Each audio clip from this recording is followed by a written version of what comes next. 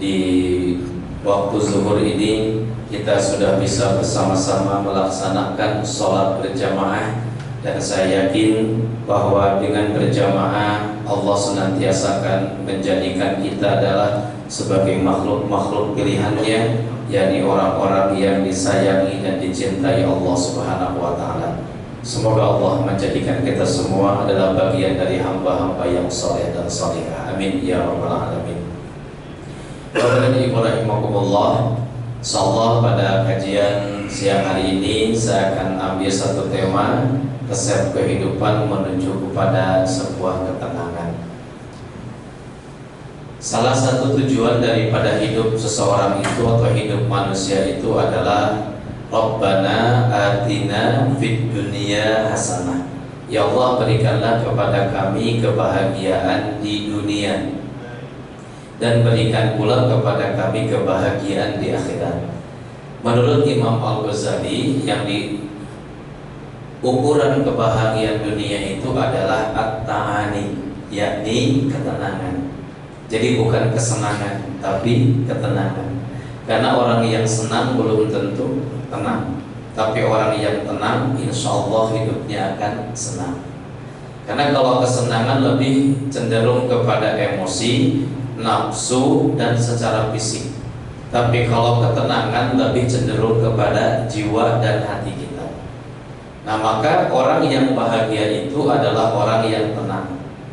Bahkan di hadis yang dikatakan orang yang kaya itu bukanlah orang yang bergelimang harta, tapi orang yang kaya itu orang yang merasa cukup dengan apa yang Allah berikan kepadanya. Karena orang yang kaya dengan harta belum tentu hidupnya merasa cukup, tapi orang yang cukup hidupnya, maka dia akan mensyukuri setiap apa yang Allah berikan kepadanya. Maka untuk itu, bagaimanakah agar kita di dalam hidup ini mendapatkan cita-cita jangka pendek kita tadi, fid dunya hasanah? Bagaimana kita agar bahagia di dunia? Banyak sekali dalam Al-Quran dan hadis yang menyebutkan dan menganjurkan kepada kita semua. Saya ambil dari pendapat Sayyidina Ali bin Abi Thalib. Beliau adalah seorang sahabat Rasulullah SAW, mantunya Rasulullah SAW, keponakan Rasulullah SAW, yang hidup bersama Rasulullah sangatlah lama, karena dia Islam dari pertama kali semenjak menjadi anak-anak. Nah, oleh karena itu Ali bin Abi Thalib menyebutkan, jika badanmu ingin sehat dan pikiranmu ingin tenang, maka minimal 3 hal harus kamu lakukan. Apa resep atau cara agar kita menjadi tenang dalam hidup ini? Maka yang pertama adalah jangan pernah meratapi masa lalu. Artinya apa? Semua kita pasti punya masa lalu. Masa lalu itu diingat, diakui. Kalau kita salah, istighfar kepada Allah, gitu kan? Dan berusaha untuk memperbaiki segala apa yang pernah kita lakukan di belakang. Tapi pada prinsipnya kita tidak perlu meratapi masa lalu. Sehingga ketika kita selalu meratapi masa lalu, kita akan dibawa selalu ke masa lalu kita, terutama hal-hal yang negatif. Kayaknya misalkan kita pernah dulu menjadi orang yang kurang baik, gak apa-apa, udah dulu Pak. Yang penting sekarang menjadi orang yang lebih baik. Dulu kita misalkan pernah meninggalkan sholat, meninggalkan puasa, sudah gak apa-apa, itu dulu gitu. Jadi Al-Quran, walladzina idza fa'alu fahishatan aw dzalamu anfusahum dzakarullaha fastaghfaru lidzunubihim. Jadi orang-orang yang pernah melakukan kesalahan di masa lalunya itu, yang penting adalah mengingat kesalahannya, mengakui kesalahannya, introspeksi atas kesalahannya, memohon ampun kepada Allah atas segala kesalahannya, dan berjanji untuk tidak mengulangi kesalahannya.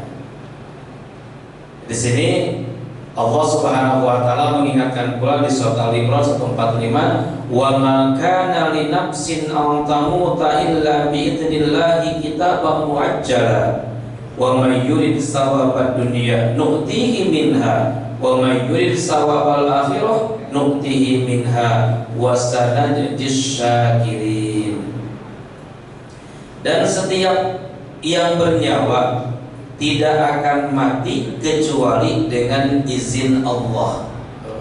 Jadi artinya apapun yang sudah terjadi dan ketika sesuatu akan masuk kepada waktu kematiannya, maka semuanya tidak akan pernah terjadi tanpa izin Allah.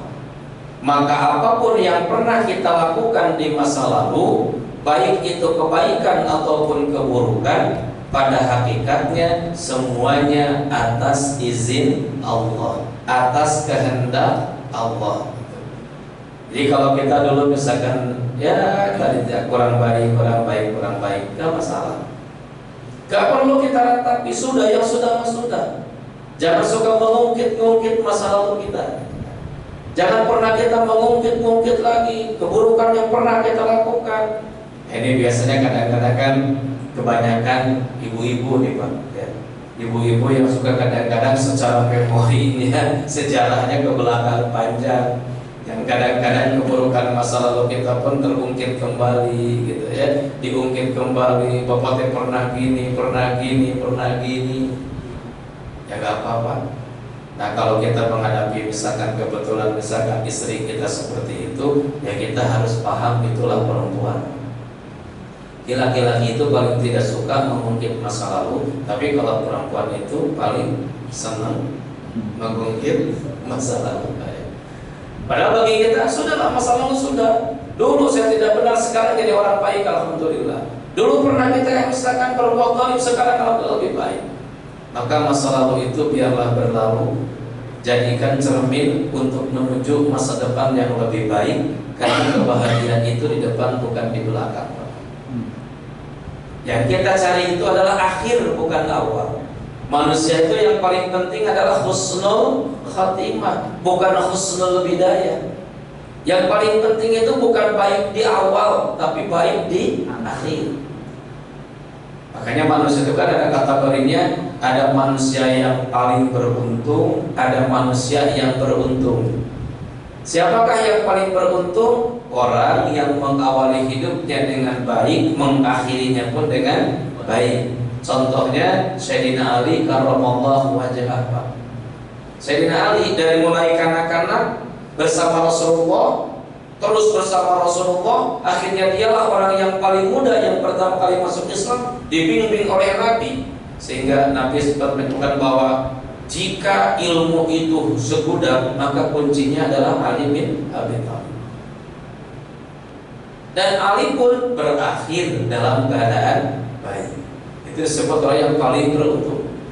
Ada orang yang beruntung siapa? Orang yang mengawalinya dengan kurang baik, tapi mengakhirinya dengan baik. Siapa contohnya? Umar bin Khattab. Umar bin Khattab kita ketahui, Umar adalah tokoh Quraisy yang awalnya membenci Islam, yang awalnya membenci Nabi, yang awalnya dia itu sangat tidak suka kepada kaum muslimin. Sampai-sampai Umar ini adalah jawaban dari doa Rasulullah. Nabi pernah berdoa, ya Allah, Allahumma qawwil Islam bi ahadi umaraini. Ya Allah, kuatkan Islam ini oleh salah satu Umar dua. Satu Umar bin Khattab, dua Umar bin Abdul Muttalib, nama lain dari Abu Jahal. Yang dijawab Umar bin Khattab.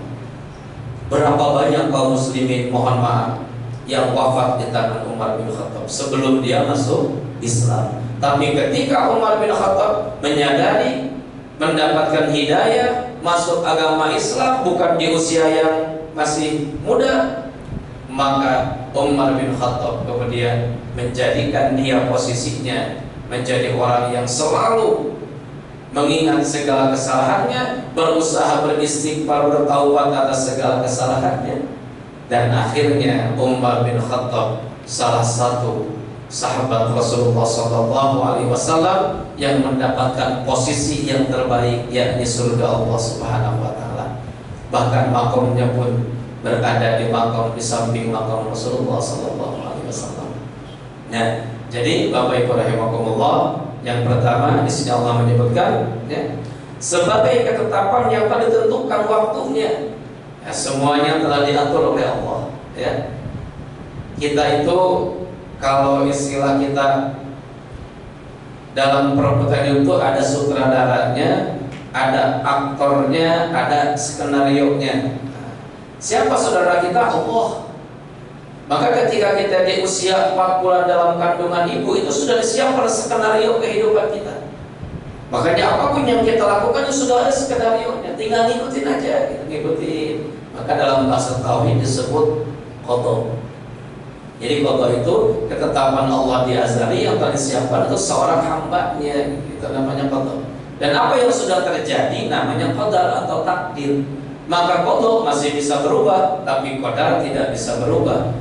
Ketetapan Allah yang belum terjadi masih bisa berubah, tapi ketetapan yang sudah terjadi yang disebut dengan takdir, maka itu sudah tidak bisa kita rubah kembali. Maka karena takdir sudah tidak bisa dirubah, maka tidak perlu, kata Sayyidina Ali, jangan pernah meratapi masa lalumu yang jelek, tapi jadikanlah cermin untuk kita untuk menuju ke arah yang lebih baik. Wa may yurid sawabad dunya nutihi minha wa may yurid sawabal akhirah nutihi minha. Barang siapa yang niat hidupnya ingin mencari kebahagiaan dunia, maka Allah akan berikan pahala dunia kepadanya. Dan barang siapa yang mencari kebahagiaan akhirat, maka Allah pun akan berikan kepadanya kebahagiaan di akhirat. Wa sanadjis syakirin, dan kami akan membalas kebaikan terhadap orang-orang yang bersyukur. Yuk Bapak Ibu, jadi yang pertama, agar kita diberikan ketenangan dalam hidup, jangan suka mengungkit-ungkit, jangan suka meratapi atau mempermasalahkan masa lalu kita atau masa lalu pasangan kita atau masa lalu orang lain. Jadi jangan mengukur kita ke belakang. Jangan ukur kita ke belakang. Ayo kita ukur ke depan. Istilah kasarnya, lebih baik mantan preman daripada mantan ustaz. Mantan preman konotasinya bagus. Siapa tuh yang di masjid terus duduk zikir? Kamu gak tahu, Jawanya tuh preman. Sini loh, dia preman gitu kan. Tapi kan rasanya baik. Oh, dulu mah dia tuh orang gini. Sekarang menjadi orang baik. Daripada ceritanya beda. Oh, dulu mah dia teh ustaz tapi korupsi. Dulu ustaz tapi dia mohon maaf berzina misalkan. Oh, dulu dia teh ustaz tapi begini kan jadi jelek ya Pak. Makanya sekali lagi Pak, jangan pernah kita siapa kita di masa lalu kita. Biarinlah ya. Dan konsekuensi kita orang mau ngomong apapun ya sudah, nggak apa-apa. Toh itu sudah terjadi dan tidak akan pernah kembali lagi. Sekali lagi, sesuatu yang sering membuat orang membuat gelisah dan resah adalah ketika kita selalu kembali atau meratapi atau mengungkit-ungkit masa lalu kita. Tapi sebaliknya, jika kita di masa lalu pernah berbuat keburukan, maka mulai hari ini kita ingat dan kita akui keburukan itu, dan kemudian kita fastaghfiru lidzunubihim, segera kita untuk mencari ampunan Allah, memohon ampun, mumpung Allah masih Maha Penyayang dan Maha Pengampun. Yang kedua, menurut Ali bin Abi Thalib, agar badanmu sehat, pikiranmu tenang, hatimu nyaman, kata Ali, jangan terlalu memikirkan sesuatu yang belum terjadi. Jadi jangan terlalu panjang angan-angan Pak. Jangan terlalu memikirkan sesuatu yang belum tentu terjadi. Firman Allah, wa ma tadri nafsum madza taksibu ghadan wa ma tadri nafsun bi ayyi ardin tamut. Dan engkau tidak akan pernah tahu tentang apa yang akan terjadi kepadamu esok hari, dan engkau pun tidak akan pernah tahu di tempat mana engkau akan diwafatkan Allah. Di ayat lain, man amila shalihan min dzakarin aw untha wa huwa mu'minun falanuhyiyannahu hayatan thayyibah wa lanajziyannahum ajrahum bi ahsani ma kanu ya'malun. Siapa yang mengerjakan kebaikan, baik laki-laki maupun perempuan, sedangkan dia seorang mukmin, sungguh kami pasti akan berikan kepadanya kehidupan yang baik, dan akan kami beri balasan dengan pahala yang lebih baik dari apa yang telah dan selalu mereka kerjakan. Jadi bahasanya jangan aduh besok gimana ya, bulan depan gimana ya gitu. Ini biasanya kita kadang terbebani dengan pekerjaan, terbebani dengan target, terbebani dengan keluarga, terbebani dengan kebutuhan-kebutuhan hidup, ya Pak. Sehingga kita tarik-tarik mikir apa gitu. Terlalu mikir aduh nanti gimana. Ya. Padahal kata saya jangan terlalu memikirkan sesuatu yang belum tentu itu terjadi kepada kita. Tapi apa yang mesti kita lakukan? Hari ini kita berpikir melakukan sesuatu untuk menyongsong kehidupan di masa akan datang. Saya pernah sampaikan di tempat ini bahwa Allah memberikan janji kepada kita, wa may yatawakkal 'ala Allah fa huwa hasbuh. Wa may yattaqillaha yaj'al lahu makhraja wa yarzuqhu min haitsu la yahtasib.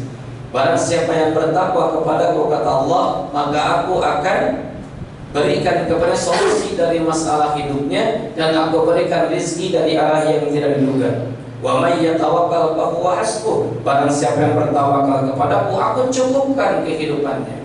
Apa yang dimaksud dengan tawakal itu? Berusaha semaksimal mungkin sekemampuan diri kita dan menyerahkan hasilnya kepada Allah Subhanahu wa ta'ala. Jadi yang ada dalam pikiran kita bukan beban masa depan, tapi yang ada bagaimana kita beribadah dengan sebaik-baiknya untuk menyongsong masa depan yang lebih baik. Salah satunya adalah ittaqillah, tingkatkan ketakwaan kita, tingkatkan sholat kita, tingkatkan ibadah-ibadah kita yang lainnya. Kalau kita ingin oleh Allah diberikan kemudahan, Allah banyak kasih janji. La in syakartum la azidannakum. Barang siapa yang bersyukur atas apa yang telah aku berikan, maka aku akan melipat gandakan nikmat itu. Kita lagi sehat, rajin sholat. Kita lagi sehat, rajin mencari ilmu. Kita lagi sehat, rajin berzikir, maka Allah akan kasih sehat kita. Ketika kita lagi punya rezeki, ada titipan Allah, kita rajin bersedekah, maka Allah akan lipat gandakan rezeki itu. Kita rajin bersedekah, Allah lipat gandakan rezeki itu. Maka syukuri sehat dengan ibadah, syukuri kita diberikan oleh Allah nikmat berupa harta untuk bersedekah. Takut kita dengan besok atau lusa ada musibah kepada kita, rajin kita tutup dengan sedekah. Rasulullah mengatakan, as-sadaqatu tudfi'ul bala. Sedekah itu dapat mencegah seseorang dari bencana. Nah, di sini kan kalimatnya sedekah, Pak, bukan kalimatnya infak. Ada 3 istilah kan, ada zakat, infak, sedekah. Nah, ini kita mesti paham. Kadang orang kadang berasumsi sedekah itu materi, padahal tidak. Ada 3 istilah, ada zakat. Kalau zakat itu mengeluarkan sesuatu dari mengeluarkan sebahagian harta kita karena kita sudah sampai kepada batas yang diwajibkan, disebut nisab dan haul. Ya. Maka zakat dikeluarkan karena satu kewajiban. Kalau infak lebih kepada mengeluarkan dari sebahagian rezeki kita dalam bentuk materi. Bapak punten sedekah infak, masukkan uang kamu buat masjid, ada fakir miskin kita kasih beras, ada orang itu infak. Ada sedekah. Kalau sedekah lebih umum, karena sedekah itu lebih daripada infak gitu. Lebih umum. Sampai kata Nabi, tabassumuka fi hajji akhika laka sedekah. Ramah, senyum di hadapan saudaramu, di hadapan temanmu, di hadapan sesama muslim yang membuat dia menjadi bahagia karena keramahan kita, bahwa sedekah itu disebut sedekah.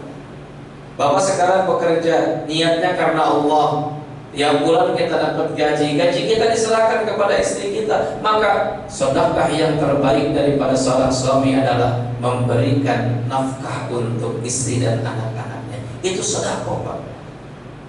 Atau kita nolong di jalan, memberikan kebahagiaan kepada orang lain, nolong orang lain, itu adalah sedekah.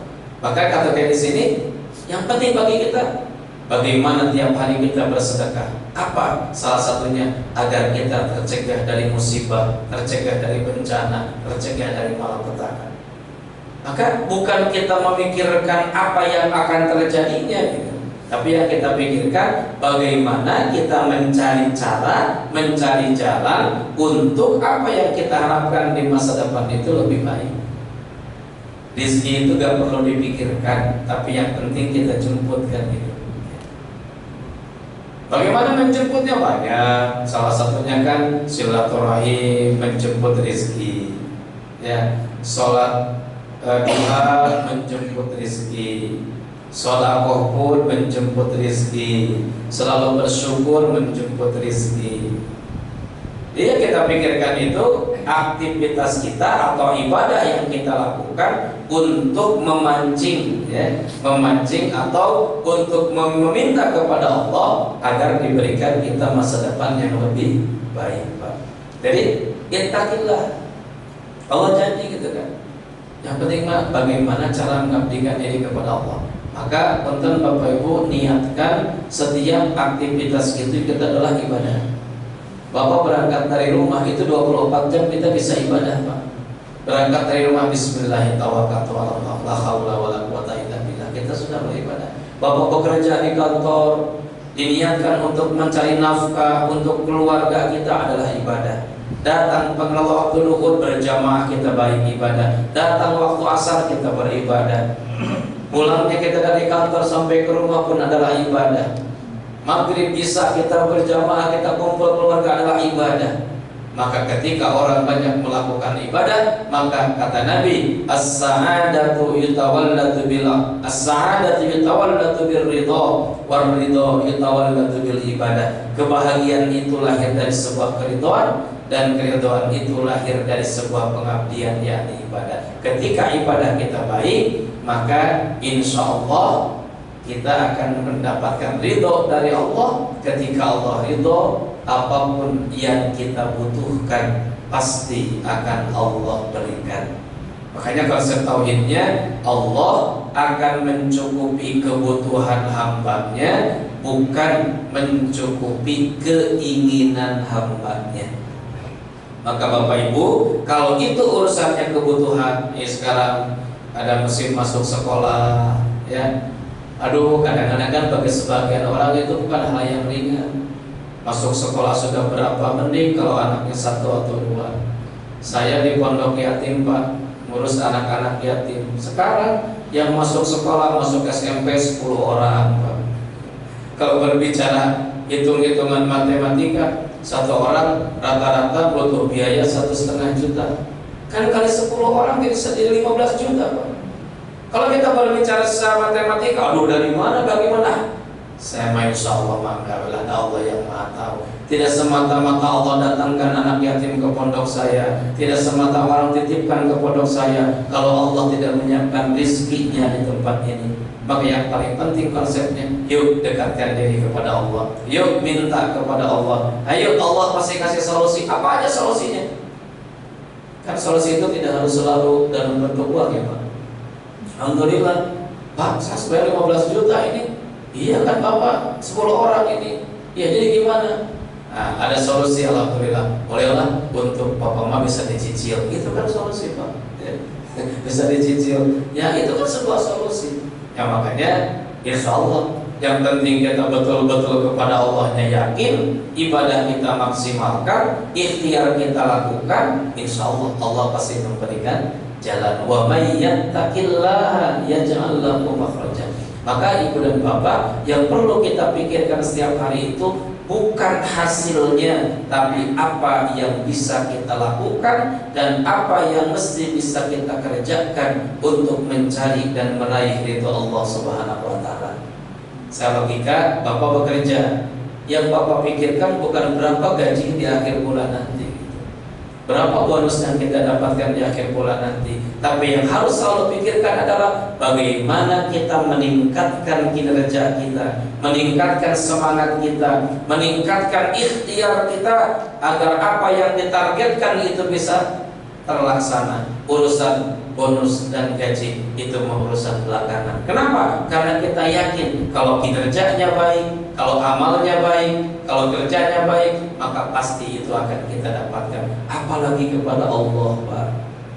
Ini janji Allah. Wa may yatawakkal fa huwa hasbuh. Barang siapa yang bertawakal kepada Allah, yakni mereka-mereka yang selalu bekerja dengan sebaik-baiknya dan menyerahkan segala urusan setelah perintah Allah, maka Allah akan cukupkan kehidupannya. Maka mari kita buktikanlah bersama. Ini saya buktikan, Pak, alhamdulillah. Saya ngurus sampai 15 tahun di pesantren anak-anak yatim, anak duafa, Pak. Yang mereka gratis 100%, alhamdulillah. Dari mulai yang SD sampai yang sudah dikuliahkan, alhamdulillah. Toh Allah yang memberikan jalan dari mana saja, karena Allah, saya yakin bahwa Allah tidak akan pernah salah dalam memberikan sesuatu kepada hambanya. Jadi bagi kita pun Bang, jangan terlalu memikirkan sesuatu yang belum tentu terjadi. Artinya sudah kita jalani kehidupan ke depan, serahkan kepada Allah. Yang penting kalau kita benar-benar ikhtiar dengan sebaik-baiknya, kita mencari ridho Allah sebaik-baiknya, sudah apa? Allah akan cukupi apa yang kita butuhkan. Jalannya Allah yang tahu. Gak apa-apa kita gaji gak gede, kan yang penting cukup. Daripada gaji gede gak cukup, cukup gitu. Makanya kalau saya lihat, kalau berbicara masalah hasil, itu bukan berbicara masalah pendapatan, Pak. Tapi menurut saya mah itu hasil yang terbaik itu adalah sisanya gitu. Ada orang yang gajinya 10 juta, tapi pengeluaran per bulan 9.800.000. Makanya kan sisanya berapa, Pak? 200 ya. Karena kan kebutuhan A, kebutuhan B, kebutuhan C gitu kan. Tapi ada orang yang gajinya cuma 3 juta, tapi pengeluarannya cuma 2 juta. Berarti dia masih punya sisa 1 juta. Maka yang dilihat itu bukan besarnya yang didapatkan, tapi sisanya, Pak, gitu. Makanya kadang-kadang kalau kita lihat, alhamdulillah. Makanya kalau memang sesuatu itu tidak masalah bagi kita, ya Allah Maha tahu, Pak, tidak akan memberikan kepada kita. Makanya kalau berdoa itu kepada Allah, ya Allah, andaikan keinginanku ini tidak akan tercapai dan tidak baik untukku, maka hilangkanlah keinginan itu dalam hatiku. Karena salah satu yang membuat hidup menjadi nyaman itu adalah tidak terlalu banyak keinginan. Terus gitu, Pak. Gampang capek-capek apa? Ngejar keinginan. Kalau keinginan terlalu tinggi, makanya serahkan kepada ya Rob. Andaikan keinginanku mengganti mobil itu tidak akan tercapai dan itu pun tidak terlalu baik untukku, maka hilangkanlah ya Allah keinginan itu dalam hatiku, ganti dengan yang lebih baik. Karena ada orang yang mungkin kata Allah, ini kamu cocoknya seperti ini, kamu cocoknya seperti ini, maka kita nikmati apa yang Allah berikan kepada kita. Yang ketiga, kata Sayyidina Ali, agar badanmu sehat, pikiranmu tenang, hatimu nyaman, jangan suka menghina orang lain. Ingat, berkacalah pada diri kita sendiri sebelum menghina orang lain. Kita tidak berhak menghina orang lain karena diri kita sendiri pun belum tentu baik. Menghina merupakan perbuatan yang bisa menyakiti perasaan orang lain. Surat Al-Hujurat Allah berfirman, ya ayyuhalladzina amanu la yaskhar qaumun min qaumin asa an yakunu khairan minhum wala nisa'un min nisa'in asa an yakunna khairan minhunna wala talmizu anfusakum wala tanabazu bil alqab bi'sa ismul fusuq ba'dal iman wa man lam yatub fa ulaika humud dhalimun. Wahai orang-orang yang beriman, janganlah suatu kaum mengolok-olok kaum yang lainnya, karena boleh jadi mereka yang diolok-olokkan itu lebih baik daripada mereka yang mengolok-olokkannya. Dan jangan pula perempuan mengolok-olok perempuan yang lain, karena boleh jadi perempuan yang diolok-olokkan itu lebih baik daripada perempuan yang mengolok-olokkan itu. Janganlah kamu saling mencela, dan janganlah memanggil dengan julukan yang buruk. Seburuk-buruk panggilan adalah fasik setelah beriman. Siapa yang bertaubat, maka mereka itulah orang-orang. Siapa yang tidak bertaubat, maka itulah mereka orang-orang yang zalim. Ya, jangan pandang orang dari jabatannya, jangan pandang orang dari status sosialnya. Toh kita tidak ada baiknya kalau kita menghina orang lain. Kadang-kadang kan ada seseorang yang mungkin ya terlalu menghinakan jabatan tertentu gitu. Padahal kita sama aja, kita sama-sama kerja, kita sama-sama halal gitu kan. Nah, kenapa? Jangan suka mencela orang lain, karena boleh jadi kita lebih baik, lebih jelek daripada mereka. Mohon maaf Pak, kalau Bapak memuji saya bilang, Bapak bilang wah bla bla bla memuji saya, itu pada hakikatnya Allah sedang menutupi aib-aib saya Pak. Oh Ustaz soleh, Ustaznya baik segala macam, itu pada hakikatnya Allah sedang menutup aib-aib saya. Andaikan aib saya terbuka, mohon maaf Pak, yang kemarin memuji besoknya mencaci. Apalagi sekarang punten Pak, di media sosial kita lihat ya, bagaimana netizen itu dengan kata-kata yang kasar, kata-kata yang tidak baik, saling menjerumuskan. Buat apa itu? Dan ketika kita justru mencaci orang lain, maka suatu saat kita pun siap untuk dicaci oleh orang lain. Inilah kata Sayyidina Ali, jangan pernah menghina orang lain, karena belum tentu kamu pun lebih baik daripada mereka. Yuk hargai tetangga kita, hargai teman kerja kita, hargai profesi mereka, apapun profesinya, sebatas itu profesi yang baik, maka kita hormati dengan segala kebaikannya. Kenapa demikian? Karena tadi kita katakan, kalau kita dipuji oleh orang lain, itu hakikatnya Allah sedang menutup keburukan kita. Andaikan suatu saat keburukan kita terbuka, maka orang-orang yang ada di sekitar kita mungkin akan berbalik Pak. Yang tadi memuji jadi mencaci, yang tadi menghargai menjadi menghina. Maka sudahlah, kita di hadapan Allah sama.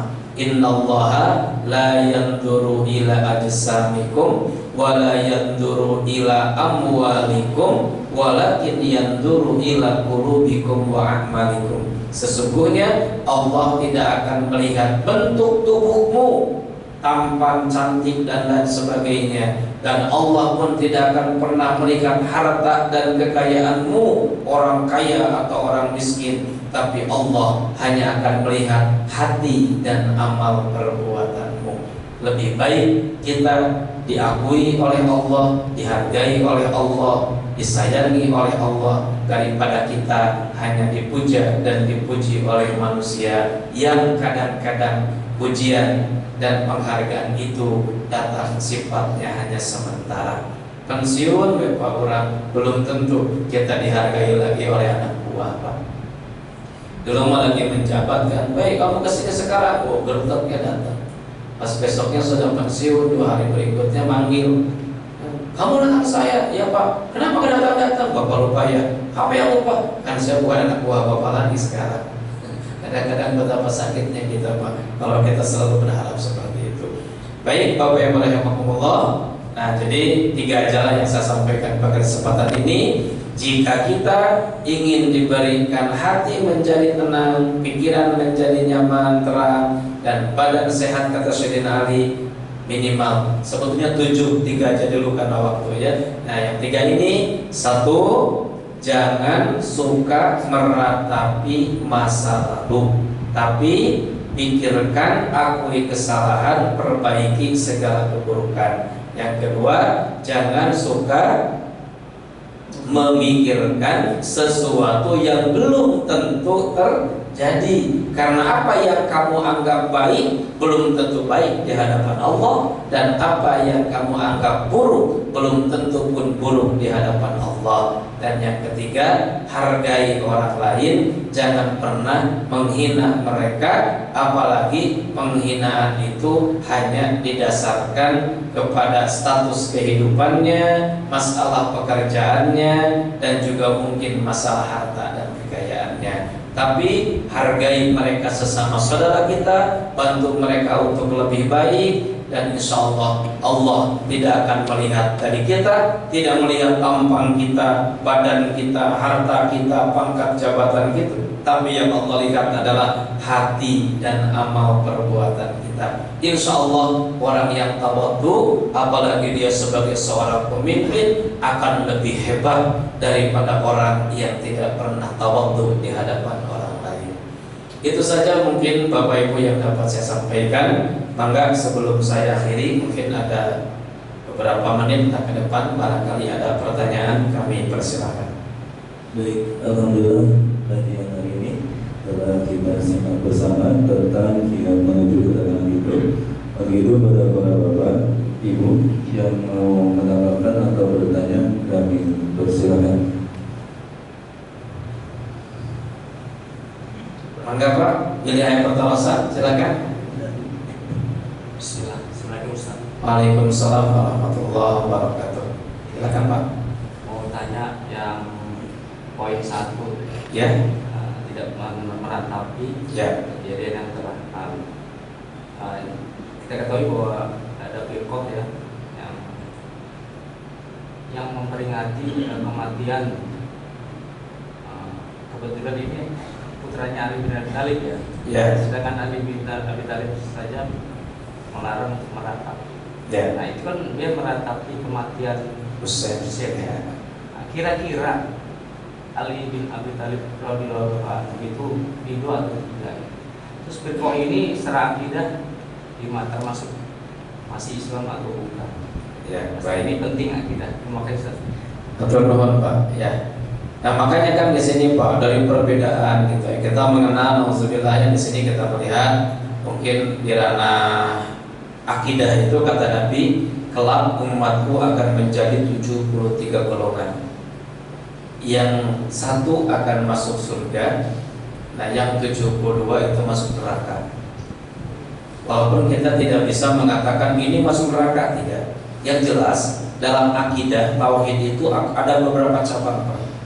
Ada Sunni, ada Syiah. Sunni itu pun banyak ke bawahnya. Syiah pun banyak sekali ke bawahnya gitu ya. Nah ini, kaitan yang Bapak tanyakan tadi memang betul.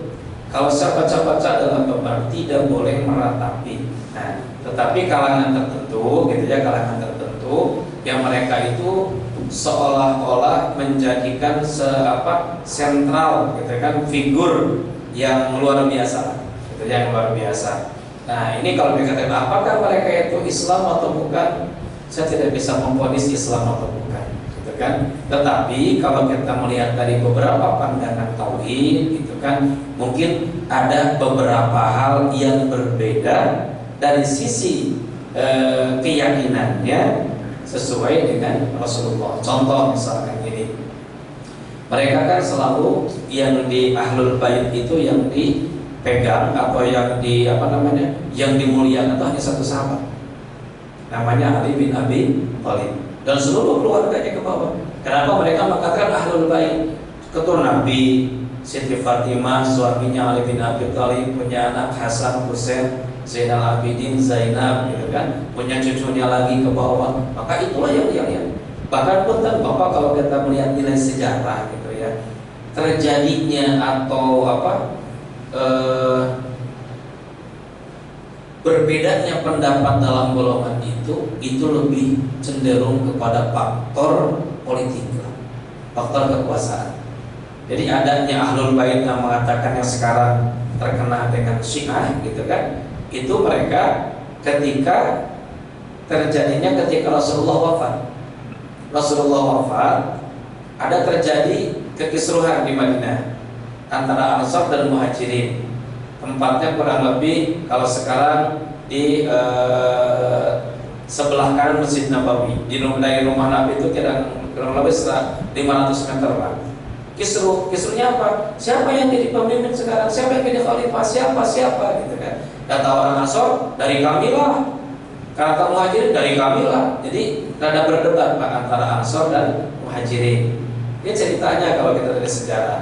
Nah ketika itu ada sahabat yang datang ke rumah Nabi, yang Nabi masih belum dimakamkan. Ada apa? Itu ada keributan. Akhirnya pada saat itu Abu Bakar dan Umar berangkat ke situ. Tujuannya adalah apa? Tujuannya untuk melerai pertengkaran di situ. Sementara waktu itu, Ali bin Abi Thalib disuruh menunggu di rumah Nabi. Bahkan Utsman bin Affan pun akhirnya mengikuti. Dan pada saat Abu Bakar, Umar dan Utsman itu ada di sana, yang mengatakan Abu Bakar mertua Rasulullah, Umar mertua Rasulullah, kan Utsman mantu Rasulullah. Nah, ketika mereka sedang berada di sana, akhirnya dalam perdebatan itu menyimpulkan satu kesimpulan. Mereka di sana sepakat bahwa sudah kalau begitu, karena Rasulullah tidak pernah menunjuk siapa pelanjutnya, maka ditunjuklah Abu Bakar Siddiq. Sementara Ali bin Abi Thalib tidak hadir di situ karena disuruh nunggu di rumah. Akhirnya oleh kalangan tertentu dimunculkan. Akhirnya muncullah fitnah Pak. Oh, Nabi aja belum dimakamkan kamu sudah berebut jabatan. Akhirnya dari situ lupa awalnya gitu kan. Awalnya terjadi pemisahan pendapat. Akhirnya kumpullah orang-orang yang tidak suka dengan kejadian itu. Akhirnya mereka membuat satu kelompok atau satu golongan. Itu kalau kita lihat dari sisi sejarahnya. Tapi kalau seperti tadi, bagaimana mereka? Nah itulah ajaran mereka Pak. Jadi kita pun tidak bisa sampai bagaimana dan sebenarnya ya kalau kita dilihat, kalau menurut saya itu tidak sesuai dengan apa yang dicontohkan Ali bin Abi Thalib sendiri yang menjadi panutannya gitu. Ali tidak pernah menyuruh untuk menyiksa diri gitu kan, dalam rangka memperingati itu kan, dia siksa, dia sampaikan darah-darah, nggak ada. Tapi mungkin bagi mereka wallahu a'lam. Sehingga sebagian para ulama berpendapat bahwa itu ajaran yang menyimpang, wallahu a'lam ya. Tapi mungkin ini yang lebih yang lebih spesifiknya gitu kan, saya tidak bisa mengatakan oh dia bukan Islam, enggak gitu ya. Cuman kalau lihat dari sisi apa yang dipraktekannya, ya mungkin ada hal-hal yang berbeda antara Islam yang Sunni dengan Islam yang Syiah, gitu kan. Kalaupun dibalikan ke sana, mana yang paling benar, mana yang paling baik, itu mungkin ranahnya para ulama lah yang lebih tahu gitu Pak. Dan bagi kita bagaimana? Ya kita kembali sesuatu yang tidak dicontohkan dan diajarkan oleh Nabi bahwa bid'atun, maka jangan diikuti gitu kan. Kalau misalkan menurut pandangan kita, itu kan asal tidak cocok ya, gitu ya udah tinggalkan saja gitu. Tapi bagi mereka yang sudah punya keyakinan karena kecintaan yang luar biasa, wallahu a'lam, sehingga yang kita kecintaannya ke Sayyidina Ali, kecintaan Rasulullah, iya, tapi di situ ada nilai lain. Kenapa dia membenci Abu Bakar Siddiq, Umar bin Khattab, Utsman bin Affan, dan Siti Aisyah dan keluarga-keluarga yang lainnya? Itu mungkin Pak ya. Jadi memang dalam hal ini kalau melihat dari kesini ya jelas Ali bin Abi Thalib saja memberikan nasihatnya jangan pernah meratapi masa lalu. Jadi tapi kadang mereka sekarang menjadikan itu sebagai ritual, mungkin ya itu ritual yang seolah harus seperti itu. Wallahu a'lam Pak. Baik, ada lagi Bapak Ibu atau cakap? Ada yang mau bertanya atau menambahkan terkait materi hari ini?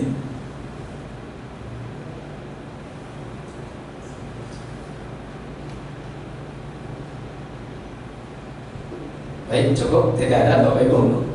Maka ya isi waktunya keburu siang ya. Mungkin maka Bapak Ibu, alhamdulillah sekali lagi saya simpulkan, maka yuk kita coba kita amalkan apa yang dinasihatkan oleh Ali bin Abi Thalib dalam hal ini. Kata Ali, jika badanmu ingin sehat, pikiranmu ingin terang, hatimu ingin tenang, maka lakukan minimal yang 3. 1, jangan menyalahkan dan meratapi masa lalu kita. Yang kedua, jangan terlalu memikirkan sesuatu yang belum tentu terjadi. Dan yang ketiga, jangan menghina orang lain. Semoga tiga ini bisa kita amalkan dalam kehidupan kita semua. Akhirnya marilah kita bersama-sama akhir dengan doa. Bismillahirrahmanirrahim. Allahumma salli wa sallim wa barik alaihi amin. Allahumma inna nas'aluka ridhaka wal jannah wa na'udzubika min sakhatika wan nar. Allahumma anfa'na bima 'allamtana wa barikna fima razaqtana. Allahumma innaka 'afuwun karim tuhibbul 'afwa fa'fu 'anna. Rabbana atina fid dunya hasanah wa fil akhirati hasanah wa qina 'adzabannar. Subhana rabbika rabbil izzati amma yasifun wa salamun alal mursalin walhamdulillahi rabbil alamin. Hatur nuhun, akhirul kalam. Assalamualaikum warahmatullahi wabarakatuh. Waalaikumsalam warahmatullahi wabarakatuh. Semoga menjadi inspirasi pada diri kita dan insyaallah untuk Senin depan berjumpa dengan Ustaz Dr. Abdi Kurnia Jonan dari dosen Universitas Indonesia. Assalamualaikum warahmatullahi wabarakatuh.